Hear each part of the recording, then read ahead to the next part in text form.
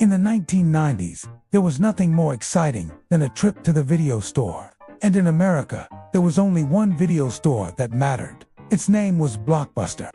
Welcome to my channel.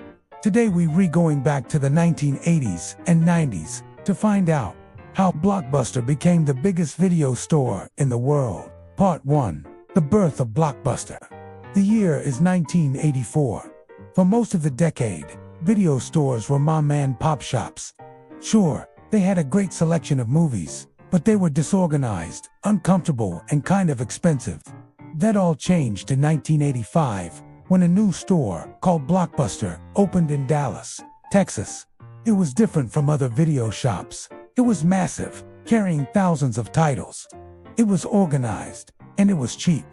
By the end of the 1980s, Blockbuster had hundreds of stores exploding across the U.S. Soon, every neighborhood had a bright blue and yellow sign lighting up the street.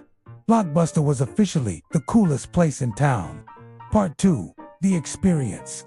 A trip to Blockbuster was an event. On Friday nights, families would pile into the car and head to the store. After picking out their movies, they'd head to the snack bar for some overpriced popcorn before hitting the aisles. Each kid would pick out a few of their favorite movies. Parents would pick out a few of theirs. And if they were lucky, their favorite new release wouldn't be out of stock. Once they had their movies picked out, they'd head to the counter, pay for their rentals, and head home. If they wanted to watch on TV, Blockbuster had the answer. Their selection of DVDs and VHS tapes made sure that there was something for everyone.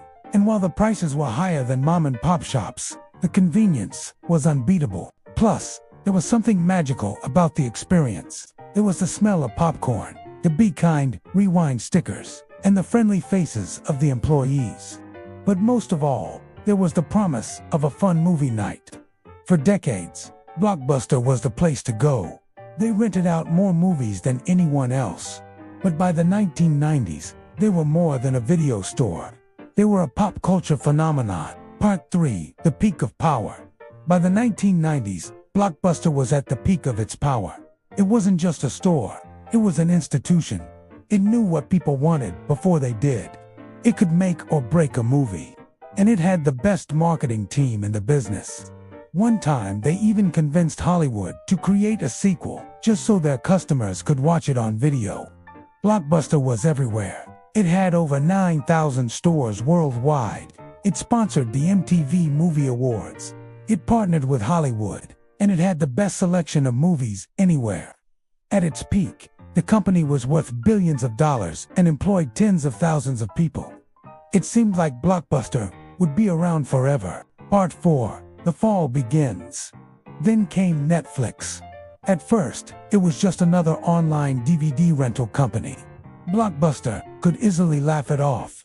But then streaming entered the scene, and Blockbuster was too slow to adapt. Remember, this is the same company that turned down Facebook for $100 million. They did the same with Netflix. In 2000, Reed Hastings, the founder of Netflix, offered to sell the company to Blockbuster for $50 million.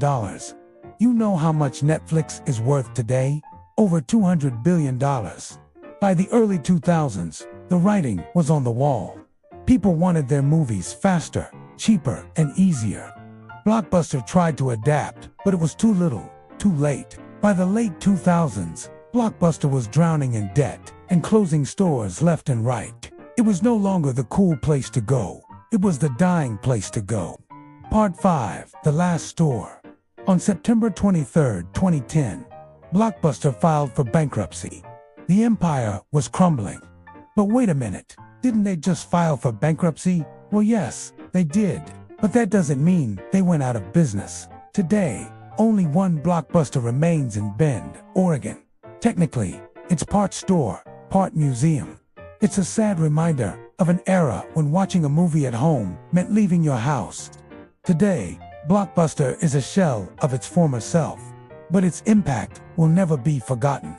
It brought us countless family movie nights, introduced us to countless new movies, and made countless childhoods. So the next time you're streaming your favorite show, take a moment to say thanks to Blockbuster, because without them, we might not have Netflix, Hulu, or Disney Plus. Now it's time to make your voice heard. Which Blockbuster movie was your favorite? Let me know in the comments below. This has been the history of Blockbuster. If you enjoyed this video, please hit the subscribe button. And if you want to watch another video, I highly recommend The Rise and Fall of Sears, which details the amazing journey of America's once largest retailer. Thanks for watching. Thanks for watching. Thanks for watching.